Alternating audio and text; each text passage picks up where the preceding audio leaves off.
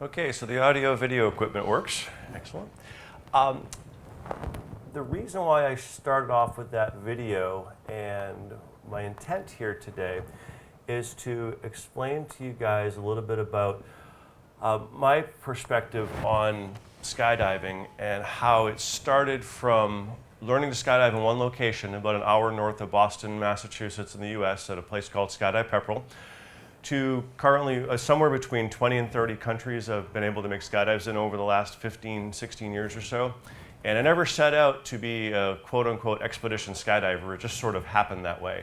When I first started skydiving, I had envisioned spending my entire career at my local drop zone and maybe once or twice traveling down the street to some of the other drop zones south of Boston in the cold weather. But the idea that we could go skydiving literally anywhere in the world never crossed my mind. And literally it was a project that I sort of fell into, forgive the pun, but I fell into over the years as I realized that there were more and more extraordinary places that we could operate in, more extraordinary places we could skydive in. And then I thought about sharing that idea with other people, and hopefully, my goal with all of this in the next 45 minutes, 50 minutes or so, is to hopefully inspire you guys to think about some of the places that you might want to travel to, some extraordinary locations you might want to skydive in. And if I can help you set up one of your own skydives or expeditions, or at least lead you down that path so that you end up someday jumping in a foreign land somewhere extraordinary that you never thought possible before, then I will consider this project, this time spent with you, a success today. So my name is Tom Noonan. I'll get to who I am in just a second, but the shortest version is that I'm the Tandem Program Director for United Parachute Technologies. The majority of my skydiving is tandem skydiving. I've got a little over 8,000 skydives. A little over 6,000 of those are dedicated to tandem jumps, which is what I love to do best in the sport. It's how I can share the sport with other people. And that video that you saw, that's my tandem teammate, Jim. He and I are traveling the world right now. We're in the middle of a project called 777, where we're intending to make 7 skydives on 7 continents. And for some reason that defies expectation, we want to do it in 7 months. So every month we're trying to hit a new continent to make a skydive in. So Jim and I and our teammate, Paul Henry, the three of us have been traveling the world together. So the majority of my skydiving, and thus the majority of my media, is tandem related. That being said, these types of expeditions and skydiving events are not just tied down to tandem skydiving. The majority of them also include solo skydiving, whether it's an exotic boogie in Costa Rica or whether it's a trip to Egypt to see the pyramids. The majority of these events also welcome and if not encourage solo participation as well. So just kind of keep that in mind as we move forward. This is one of my favorite quotes in all of the world by the American poet Robert Frost. 2 roads diverge in a wood, and I took the one less traveled by, and that has made all the difference. If I could sum up this presentation, if I were to conclude it right now, it would be complete.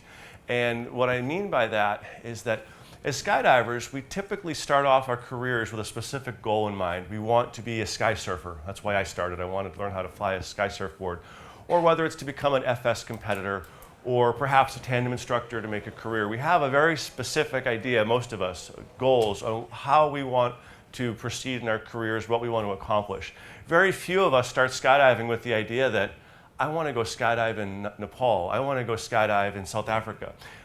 Those tend not to be the driving forces that bring us to the drop zone for the first time, but I'm here to share with you that we can still keep our primary goals and careers, in tandem skydiving for example, but still explore the rest of the world. And to be able to see the world in this much less traveled way, to be able to see it from above the earth as opposed to just on the earth, that is one of the most extraordinary components of what we do. So when people ask me what's it like to travel, why do you constantly jumping on airplanes and going to these locations? I can open a book and I can see the Pyramid of Giza. I can travel to Cairo and I can be standing there in awe of its 455-foot height.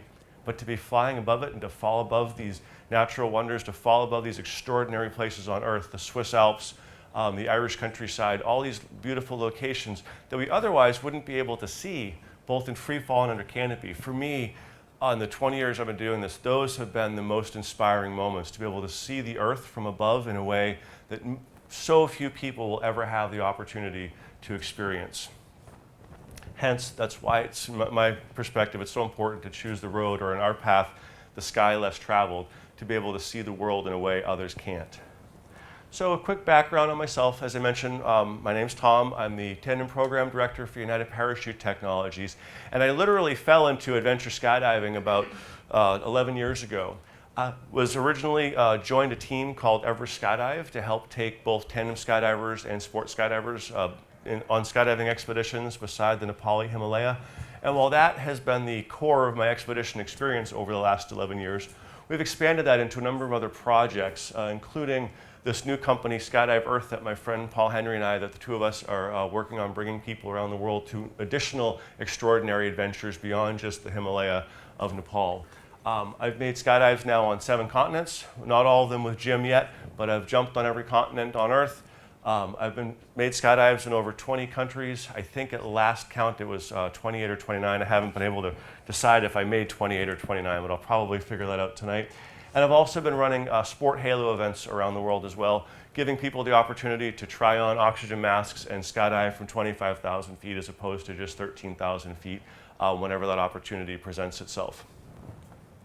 So when we're thinking about expedition skydiving and traveling around the world into these exotic locations, there's a number of different topics that we need to look at anytime we sit down and try to figure out what our next program is going to look like. Obviously, the most important part is location. Where are we going to go? What extraordinary place on Earth do we want to try to get a parachute over or get a skydiver above? Once we figure that out, we then have to determine what international considerations might we have to deal with. Things that we might not necessarily think are important to the United States or even here in the United Kingdom. There are things in different parts of the world that we have to look at and consider when trying to determine where it is we're going to make our jumps. There's also gear considerations. Oftentimes, the gear that we jump at our home drop zone may or may not be the appropriate equipment for our international expeditions. A perfect example of this, a friend of mine, Rich, he runs a fun jumper Boogie in Belize where he takes people skydiving into the blue hole in the ocean, salt water. Most people wouldn't want to take their brand new $7,000 parachute system into the ocean on purpose, despite how beautiful the view might be. So if you were going to pursue a blue hole skydive, you're probably going to look for different equipment. Maybe borrow a friend's piece of kit and not tell them why until after it's over, right? So there's certain gear considerations that we have to account for in expedition skydiving. Then we're also going to take a look at the difference between a boogie and an expedition. A boogie is a celebration. It's when we have lots of people coming together. An expedition is typically defined as a smaller dedicated group trying to go to a specific location to accomplish a specific task. For example, our Everest Skydive expeditions are absolutely small group programs designed to accomplish specific tasks that wouldn't necessarily exist or survive in a large participation format. For example, the weather in Nepal is not conducive for 100 people making a skydive each week. It's more conducive to 5. We have a lot of waiting to do for weather opportunities. So if I were going to create a 100-person event, the last place on Earth I would want to do it would be the Himalaya because I'd have 95 people angry with me at the end of the week. But if I want to go somewhere like Egypt where the weather systems are stable, we can afford to bring 50 people into Cairo, and we know that the weather conditions and the aircraft support, which is one of our next items we're going to cover, can support that sort of thing. So basically making sure that the type of event we're looking to either create or participate in ourselves, and I join and participate as many events as I try to create, so I'm always trying to enjoy other people's creations as much as put my own thoughts and visions out there for people. That brings us, I said, to aircraft considerations, whether it's a Hercules C-130 or a Cessna 182 or even a helicopter. There's a number of different aircraft available around the world, so you might have been skydiving in a location that flies a PAC 750 or a Caravan, and now you're jumping out of a helicopter for the first time. And there's certain differences in these types of aircraft which we're going to cover. And of course, one of the most important questions to answer anytime we assess something like this, where are we going to land? Because anytime we exit an aircraft, we have to land, obviously. And not every landing area is made the same. Some landing areas are large, others are small, others are high elevation, others are low elevation. Some are soft, smooth sand, and others are cold, hard ice. So determining where we're going to land and how that's going to affect our ability to do what we do is also a critical consideration when determining where in the world we want to make our next skydive. Then we're going to talk about the worst case scenario, the what if something happens? We need to make sure we have certain precautions in place in case there's an issue or an incident. Then we're going to talk about capturing your media. The majority of these trips end up on Instagram, on Facebook, on Twitter, all these social media accounts. What are you going to do with the media that you capture? So we'll take a few minutes to talk about that goal and strategy. And at the end, offer some conclusions. And I have a few, hopefully, extraordinary videos for you guys at the end of this presentation. And if you manage to make it through with me to the end, just checking the clock. I've just downloaded, and I've only seen it once. It's never been published before. You guys will be the first people to see the trailer to our Skydive Antarctica project that we just did. So you'll be able to see what skydiving in Antarctica looks like. That was the most recent expedition that I just came back from. Unfortunately, I missed Christmas with my family and friends. Fortunately, I spent Christmas on Antarctica skydiving. So that was the trade-off of missing my family and friends for Christmas. Sorry, Julie. But I'm back now and here to talk about that and everything else that we've done. So location, location, location. This should be an inspirational brainstorm. Whenever we try to come up with a new location to jump, the first place we want to look at is where on earth can we do something extraordinary? This project 777 that my teammate Jim and I have been working on, all we knew at the beginning was we wanted to jump in Africa. We had no idea where or how. And one of the things that we did was we brainstormed some of the possibilities, some of the things that we could do in Africa. And the two finalists in our project were Kenya and South Africa. And those were our two intended destinations. Kenya being probably the easier of the two to get to in terms of government regulations, the need for international skydiving licenses and things like that. South Africa had some of the most amazing scenery that we'd ever seen in the world, specifically Robben Island. Nelson Mandela had spent 27 years in Robben Island. We had the opportunity to skydive beside Robben Island and also Table Mountain. So in making that decision, we then consulted local experts. One of my coworkers and teammates, Mark, is in the back. He's got an extensive experience and history jumping in South Africa, so he helped us facilitate that project. So ultimately, that was how we decided on South Africa for our Africa jump. For Asia, while we had made a number of jumps in Nepal and Mount Everest, we were outside of our 7-month window. So we needed a place in Asia that was easy to get to. And apparently, I'm terrible at geography, apparently Dubai is in the southwest corner of Asia. So we were able to accomplish another Asia jump by jumping in Dubai. So basically, brainstorming our locations, brainstorming the ease to get to those locations, and ultimately the emotional reward of being able to experience these locations. That's how we pick where we want to go. And I would encourage you guys, if you have an expedition or a dream yourself as you're leaving the expo tonight or tomorrow, driving home, ask yourself, where in the world do I want to jump? If I could jump anywhere in the world, where would it be? And then hopefully using some of these tips and techniques, you will then set out to do that. And if I come back 3 years from now and I'm listening to your presentation about where you went and hopefully I joined you, then this will be considered again time well spent and a tremendous accomplishment for me. If I can motivate even one of you to set out and create your own project, your own expedition goals, then that will be amazing. So one of the most difficult parts of any international expedition is dealing with all of the different considerations of operating outside of our comfort zone, operating outside of our own airspace on our own drop zone.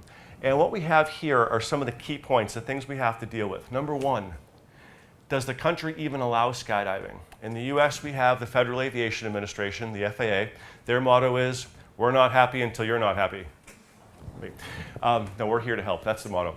But there's civil aviation authorities all around the world that act in the same manner to protect the airspace, to provide operational support. And there are some places in the world that, believe it or not, don't want skydiving. So our first question we have to answer anytime we pick somewhere we want to go is, will the government even allow us to do it? Thankfully, the answer most of the time is yes.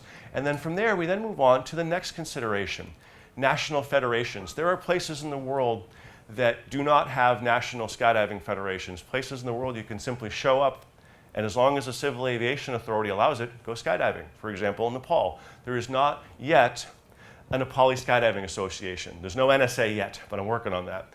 But when we go to Nepal, we don't have to show necessarily licenses or national federation ratings, things like that. There aren't any federation concerns when we pick certain parts of the world. Other places in the world, like South Africa, like Australia, like New Zealand, there are national federations, governing bodies, just like the BPA, that determine whether or not someone is capable to safely skydive in that country. And it might be a license requirement, it might be an insurance requirement, a proficiency check, whatever the National Federation requires. We have to make sure wherever we go that we are blessed and authorized by that National Federation to make our skydives. I'm going to show you a video of a jump in South Africa we did, an extraordinary jump. And in order to do so, I needed to receive permission from the Parachute Association of South Africa and a license and a rating to be able to do that, which then brings me to the next point of reference for the tandem side of what we do. Do I need a tandem rating?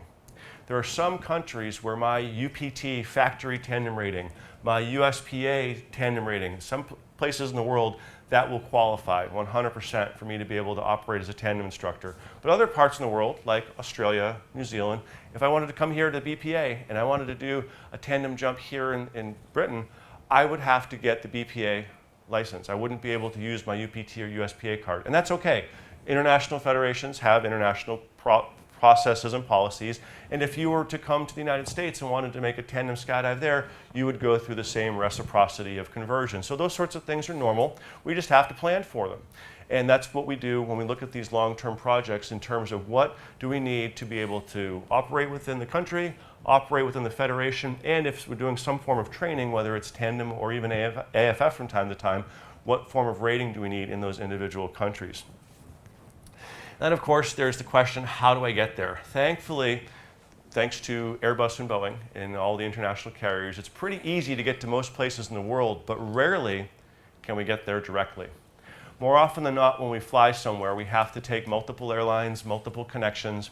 A perfect example of this, the North Pole 2 years ago, I was able to fly domestically on Delta Airlines internationally to Oslo, Norway, but then had to switch over to Scandinavian Air Services, SAS, and fly from Oslo to Spitsbergen or Longyearbyen, in the northernmost town in the world at 89 degrees north latitude. So that was 2 separate airfares, and unfortunately, 2 separate baggage fees. And skydiving equipment is heavy, so I needed to plan accordingly for that in my budget, knowing that I was going to have to not only buy 2 separate tickets, but pay to check the same heavy parachutes into 2 separate airlines. It was worth it for the view that we got when we got there, but that was one of the considerations that we hadn't even thought of until that trip had come to pass. Oftentimes we'll go places and there's language barriers.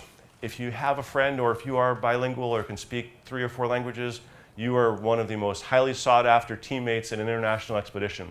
The ability to be able to communicate in foreign languages is critical for long-term success of these projects, not just for airspace and manifesting, but also to be able to communicate with locals on how to get to the best restaurants, how to navigate rental car processes.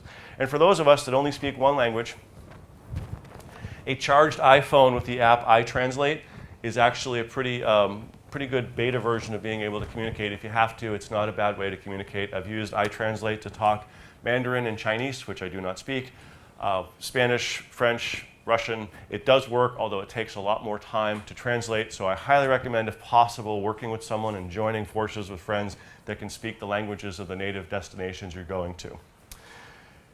Additional international considerations: transportation of your gear.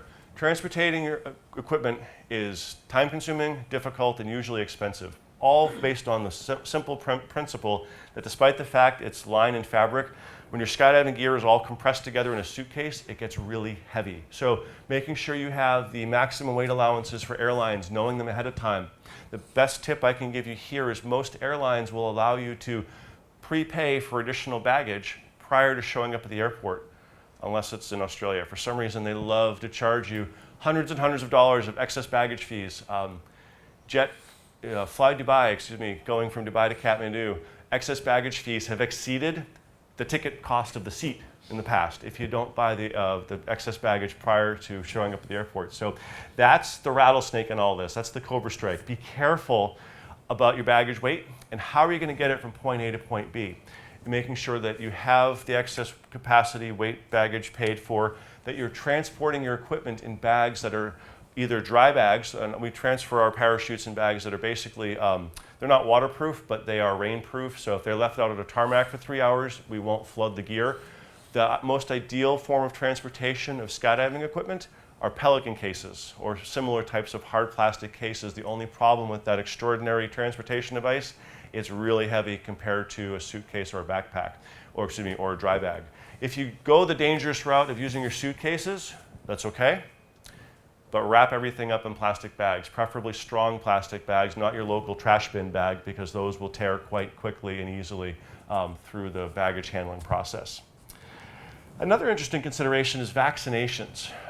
There are certain parts of the world where certain viruses or certain bad things that you might not be exposed to here in the Western world. You might have exposure to typhoid fever, to malaria, things like that. Hep A, Hep B, Hep C, Hep D, Hep E, however many Heps there are, you expose yourself to different strains of that in different parts of the world based on handling food and such. So always a good point when you figure out where you're going to go to look at the international travelers' recommendation for vaccinations on local websites. We have the CDC of the United States, and they'll tell you what potential issues you have in different locations. I'm basically vaccinated and immune to everything, including rabies. I went somewhere that had bats flying around, and we couldn't necessarily ensure that we were not going to have bats biting us at night. So I got vaccinated for rabies just in case before I went. So these are things that we have to consider when looking at the potential for vaccinations and the germs that we may be exposed to outside of our comfort zone, outside of our local living. The next consideration is our earthly climate. Are we going somewhere warm or somewhere cold or somewhere in between? Is it wet? Is it dry? And packing and planning accordingly. The jumpsuit that I use in North Pole and in Antarctica is vastly different than the jumpsuit that I use in Dubai. Vastly different weather temperature systems.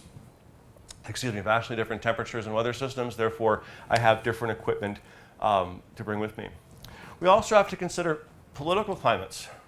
Is the destination we're going through any political issues, either as a direct result of your home country, which could be awkward for you if you're traveling somewhere where your country in general is not very welcome at that given point in time, or maybe there's internal political problems going on in the country that has nothing to do with you, but still has political unrest, and it might not be a safe time to go there. So checking the political pulse of the place you're going with your home country versus their home country, and also just in general, country internally, or if there's any other things going on that might cause you to want to maybe delay your trip, postpone it, or rethink the idea of going into a delicate place or delicate situation.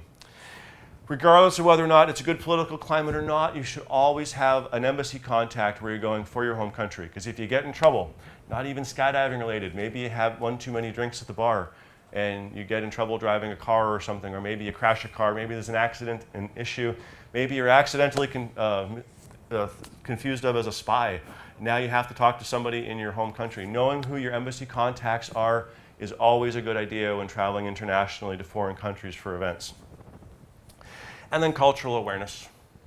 There are certain parts of the world where certain Western cultures and things that we do may not necessarily be acceptable. Could be how we dress, could be holding hands in public, it could be giving your loved one a peck on the cheek in public. You never know.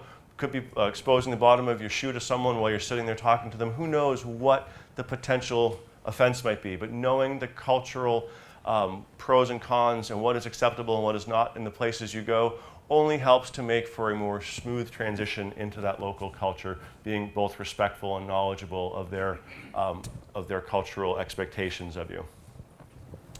So to help further illustrate the National Federation needs, I love the Australian Parachute Federation logo because it's the only one in the world that I'm aware of that has a kangaroo on it. Been to Australia 4 or 5 times. I speak at their symposiums like I speak here. And the APF, like the USPA that I operate from, is a very busy tandem federation. They have a lot of skydiving going on year-round and a lot of drop zones.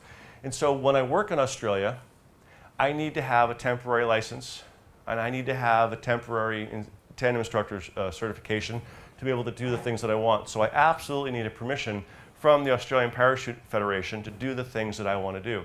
For sport jumpers, it could be as simple as showing up at the drop zone and filling out a temporary membership card and paying a $25 or $50 application fee on the spot, and you are good to start skydiving. Or it might be a tandem rating where you have to go through some hoops before you get there. Better to find out before you arrive if the type of skydiving you want to do is something that you can sign up for and register for that day, or if there's anything you need to do ahead of time. Jump numbers, licenses, ratings, and contacting, in this case, the APF or the USPA or NZPIA, contacting them before you arrive will make your arrival and your journey there so much more relaxed and comfortable than showing up early or showing up on the day of your jump and finding out that you can't skydive that day due to administrative issues because their office is closed and they can't process your rating. Another consideration that skydivers tend to forget when they travel, whether it's to a Boogie, an expedition, or anywhere for that matter, you could be traveling overseas for a ratings course, is do I have insurance? What happens if something goes wrong on my trip? Now, it could be travel insurance. Is the weather not allowing me to travel where I'm going? It could be medical insurance. Am I covered for injury overseas? Most evacuation insurance, that's a big one if we're somewhere tropical and there could be storms, we need to evacuate from somewhere we might be. And most critical to us as jumpers is skydiving insurance. Do we have skydiving insurance? If we get injured swooping, are we covered by our short-term travel insurance? And the answer should be yes, because despite the fact we put a tremendous amount of thought and effort into expedition-type skydives, injuries are going to occur just like they occur at our home drop zone at relatively the same rate. So with the expectation someone is inevitably going to sprain an ankle, hopefully nothing too terrible, but anything that could happen, knowing that we have the potential to get injured while skydiving, making sure that we have medical resources to handle that is a critical part of expedition skydiving and Boogie skydiving. And I throw up here just 3 names that are probably the most popular skydiver insurers. BPA, I don't know if you guys ever heard of BPA before. Okay, BPA is an extraordinary insurance program, no longer available to residents of the United States. I have no idea why. Every year I bought my $250 yearly subscription to BPA, and I was covered everywhere I went, and I loved it. And then they excluded US citizens from their policy. Damn. But then I found World Nomads and Roamrite. World Nomads and Roamrite are 2 other skydiving or 2 other travel insurance companies that also cover skydiving events. So these are the 3 that I recommend to the people that I work with and people that come on the trips that I'm on. Having that information and having taken care of that ahead of time is critical rather than trying to sort out an incident or an injury on the spot while you're there on your trip. Okay, the next consideration are gear considerations.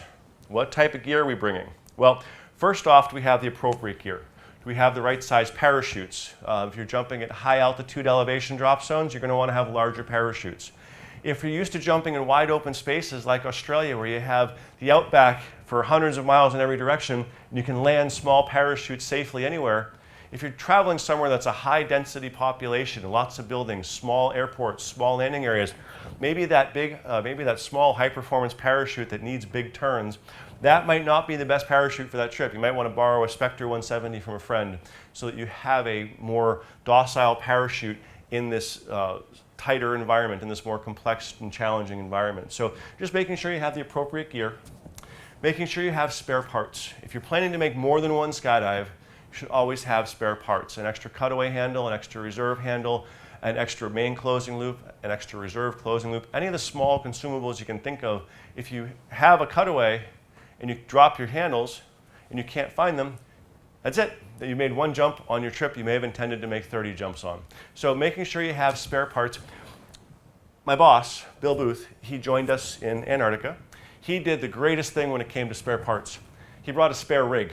He said he had an extra of everything. So he brought 2 parachutes with him to make his 2 skydives. His one primary parachute, and if something happened to that system, we could either cannibalize a component, put it back in the original one, or just use the second one. He brought a spare of literally everything. And given how far off the map we went to do that, it was a brilliant idea. I sat there looking at his 2 parachutes, oh so jealous, as I was staring across at only one tandem parachute, thinking to myself, I hope I don't have to repack this in the snow and ice, the reserve repack, in case there's a problem. And thankfully we didn't. But that brings me to the next point, rigging needs. What if we did have a cutaway? What if we did have a reserve activation? Is there someone there on site that can repack the reserve, put your gear back together so you can continue on with your program? It would be terrible if you had all of your spare parts, you had all your right gear, but there wasn't someone there to put it all back together for you and your expedition was over. So thankfully, I'm a rigger. There were 2 other riggers on site on the facility, believe it or not, all the way down in Antarctica. So we had the ability to rig our equipment if needed. If we're going somewhere near the ocean, we may want to consider a flotation device. Flotation devices have actually gotten really cheap. You can buy really nice belted ones for approximately $60 US. in traveling with them, you notice there's a little asterisk there. The asterisk is that most of them come with a compressed gas cylinder, a cartridge, for an instant activation. For the types of skydiving that I do, I tend to leave the compressed gas cylinders at home and rely on the manual activation of the flotation device. The ability of the passenger in my tandems, they're wearing it as a belt. We have ample time to be able to put it on, inflate it as they're landing. Thus far, we have yet to make any unintentional water landings, but after having made a number of intentional water landings for this very purpose to test this, having a manually inflated flotation device in the type of skydiving and expeditions that I'm doing has been a very successful decision. So we're going in with that path. But the reason why I choose not to bring the compressed gas cylinder with me, it's a real pain in the neck to travel with. Even though airlines, most of them will accept them, they don't know they will accept them. So going back to the ability to travel quickly and easily, oftentimes we would get delayed at the airport counters trying to find the right regulation that showed you can take a compressed gas cylinder and put it into your checked baggage. So we eventually decided we're just going to go with manual inflation on our flotation devices. And again, while we've never had one needed live active in a program, we've tested that a number of times in a controlled environment, and we know that that's a perfectly acceptable way to inflate the flotation device. What about gear insurance? A friend of mine had a hard opening and a $3,000 helmet fell off his head. Well, the helmet was maybe $300, but the SLR camera, the video camera, the eye, all that stuff gone. Thankfully, he had renter's insurance. It covered the replacement of his equipment. Things do get lost, things do get stolen, things get broken along the way. So basically making sure you don't put yourself in a position on a trip that you come back and don't have your gear to use when you get home. I mentioned temperature appropriate before. Do we have hot jumpsuits, cold jumpsuits? Are we in shorts and t-shirts, the right type of clothing? Do we have spare batteries? This was another thought that I had in Antarctica. I had 2 altimeters, but then I thought to myself, what if they both freeze overnight? I don't have spare batteries to put into my altimeters to fix them in the morning if the battery drains overnight. So what did I do? I put them in my socks and I slept with them in my sleeping bag with me to keep them warm. So I had my altimeters in my sleeping bag to keep them warm overnight.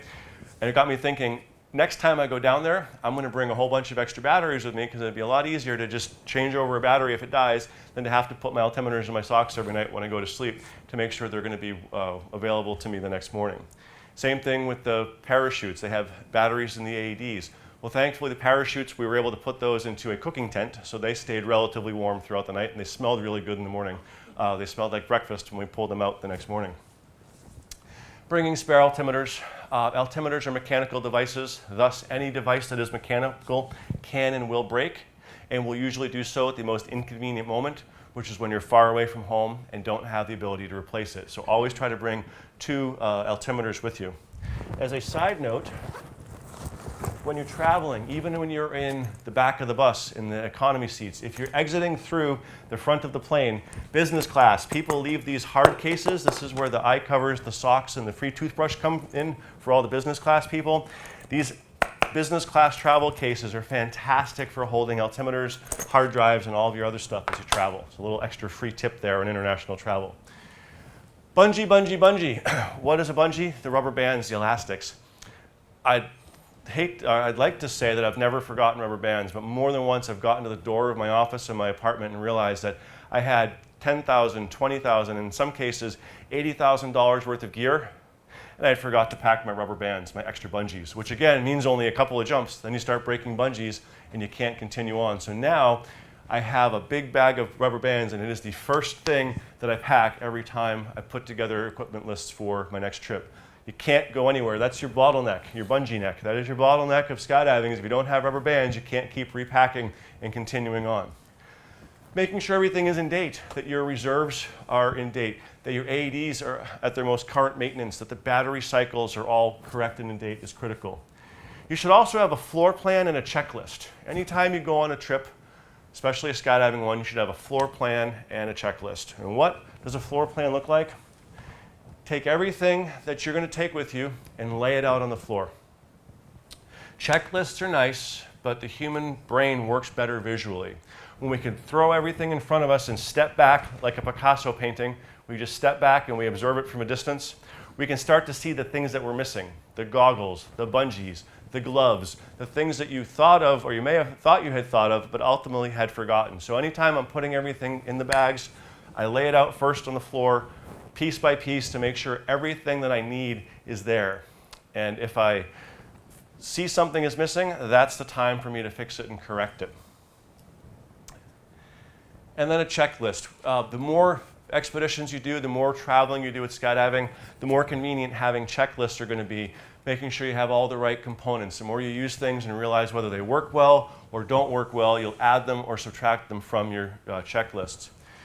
Your checklists include your skydiving gear, the types of clothing you're going to need for both skydiving as well as just being in that climate, that environment while you're not skydiving. And then what I found to be one of the most important things is what I call an X factor brainstorm. What else could I use that I'm not thinking of? For example, an anemometer. Oftentimes we go places and we do not know what the winds are. All we know is they're gusting. We know that they're high or heavy. But it'd be really helpful to know whether you have 18-mile-an-hour winds or 26-mile-an-hour winds, because I guarantee you when you don't have an anemometer, they both feel about the same. One is relatively safe to operate in, one is relatively not safe to operate in. So for a few dollars, you can get a Kestrel or any other manufacturer anemometer. Knowing what your wind speeds are is just one more layer of defense. In Nepal, we use headlamps at night because we have to walk everywhere we go and there's no street lamps. So if I go on a remote mountain type expedition, making sure I have 2 sets of headlamps charged, ready to go.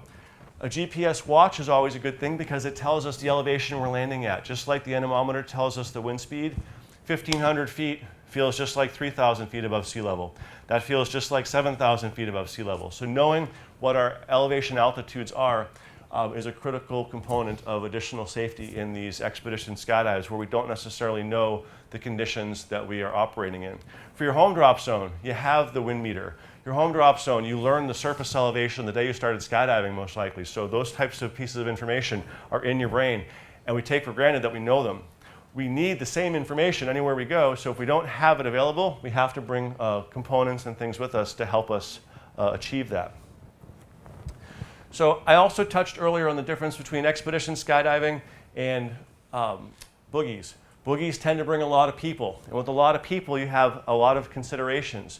Varying skill level. The larger the group of people, the greater the variance in their potential skill level. We take for granted, even in a large busy drop zone, if you jump with the same 20 people weekend after weekend, you know which ones are the hot skydivers and which ones need the help. And then you stay away from the ones that it might be a question mark and you jump with the ones you know they're going to take care of you.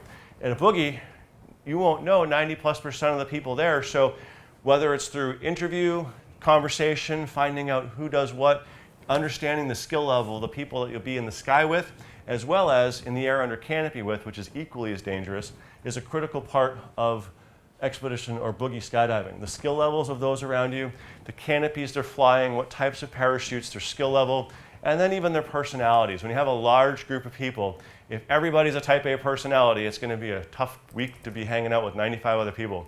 There's going to be different kinds of personalities, type A's, type B's, type C's, whatever else there is. But just basically understanding you're going to be working and skydiving with people that may not think like you. They may not be as polite as you. They may not be as considerate as you. You're going to be exposed to different kinds of personalities, and that's okay. It's how we evolve as people, learning to work with others. And then lastly, are you on their schedule or are they on yours? Have you dictated what you're doing? Have you set the jump profile? Have you set the tours to the museums, the lunch and dinner time?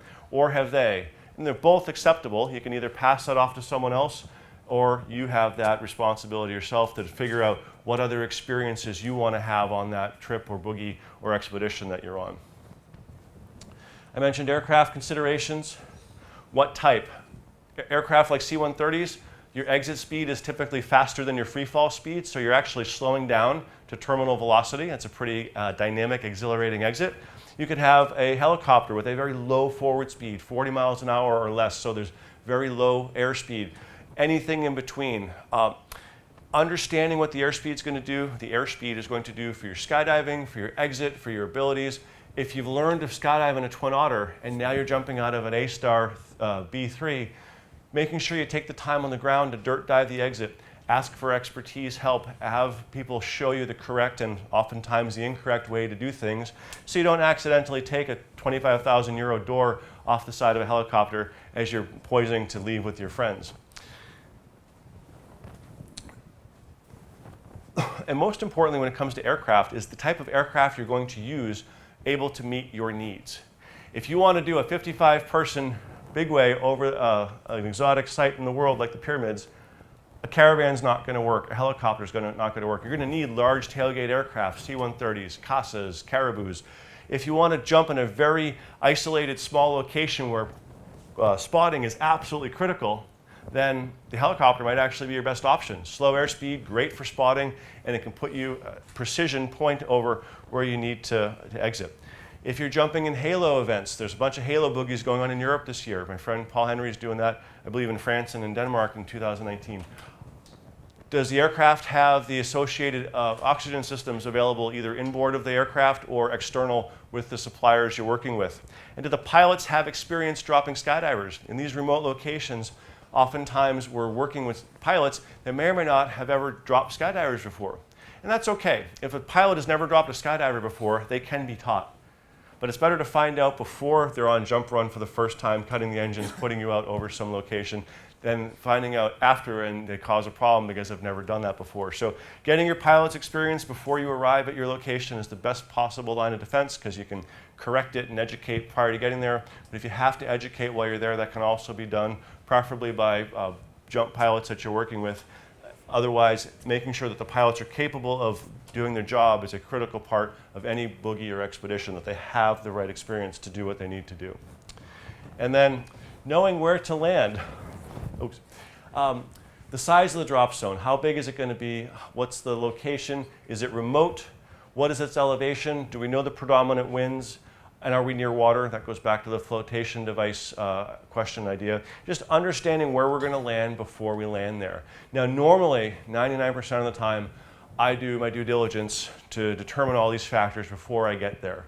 And admittedly, I will tell you that I landed in Cairo at midnight and arrived at my hotel about 1 in the morning, and they said, the bus is leaving at 6:30. If we're going to take you to the landing area, you might miss the flight. So do you want to make the skydive or do you want to go inspect the landing area? And they showed me a picture of it on an iPhone. And I said, you know, if I can't find the pyramids of Giza in free fall, I probably shouldn't be a tandem instructor. So I'm going to go ahead and make this jump. And it was the first time that I'd ever actually gone into a location, sight unseen like that. And exiting the C-130, it was a phenomenal view, and you can see the city of Cairo and the desert laid out in front of us, and the three beautiful pyramids, the largest of the pyramids, the three large ones, laying out the perfect landing area direction for us. So in that situation, it was, in my mind, and at the time my currency, a perfectly acceptable thing to do. But if you're going to drop me in the jungle, in a place I'd never seen before, I'd probably decline that invitation without first going to see the location on the ground first to make sure I knew all the conditions that I was operating in. I also mentioned that in case of emergency, things can happen. In case of emergency, we should have a doctor on board. Whenever there's an opportunity to jump with a doctor that can help in these remote locations, I highly recommend doing that. We had that in Antarctica, had that here in Everest in Nepal. Ryan's actually a BPA jumper. Some of you might know him, Dr. Ryan Jackson, skydiver, tandem instructor, jump pilot. He and I have been working together for 11 years. He's responsible for our medical plan. If there's an injury, he has a plan in place to get people safely back to medical services. We also request blood type, allergies, and a person to contact in case of an emergency, in case you do have an incident or an issue. Because if you're unable to communicate that to someone at the time, unfortunately, we will have that information available to you and for you. In terms of your social media, there's different ways we can capture social media. The most basic of which is an iPhone. Then we can upgrade to GoPros. Ideally, whenever possible, especially for the projects that I work on, I absolutely prefer working with my teammate, Paul Henry, with his SLR cameras and his thousands of dollars he spends on his lenses. It gets us the most crisp, clean footage. And the reason we want that is we want to be able to share the story. You guys have all heard the expression, without video, it didn't happen.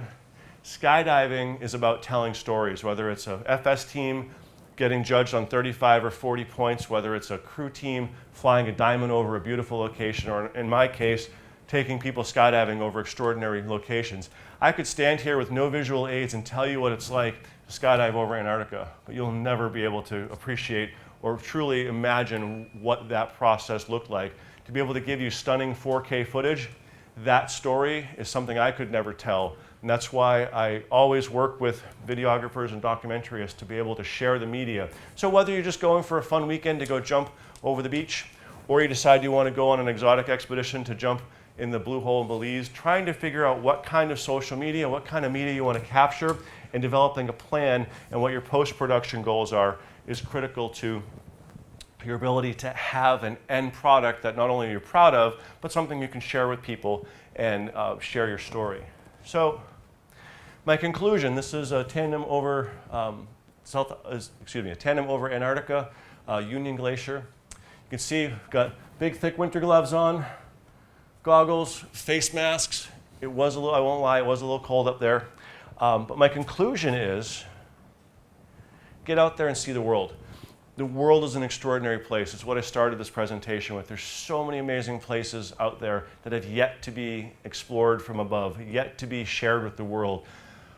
My plate is full. I've got 6 or 7 projects I'm working on. I would challenge every one of you guys to go out there and find your own exotic destinations, your own exotic locations, and share that with the world. I would love nothing more than to go on your social media feeds and see the things that you've done, the places that I will dream of going someday. To me, that's the most inspiring part of what we do. And the best thing I can offer you, if you are lucky, and I trust you will be if you pursue this, if you are lucky, you will have the opportunity to work with extraordinary friends and share that with others. Whatever I've accomplished in our sport in the context of these types of trips, the greatest part of the accomplishment has been the ability to share it with my friends, to sit at a bar and toast an accomplishment that we just made together. That's the extraordinary part. That's why I keep doing what I do. These expeditions can be hard, they can be expensive, they can be exhausting, but at the end of the day, when you are together and you have shared that remote exotic experience together, we'll have that for the rest of our lives. There's an emotional tie there that is unlike anything else in our sport. So I'm gonna close up by showing a couple of short videos. 2 that I wanna show you. 2 minutes each, and that should wrap us up right at 5 o'clock.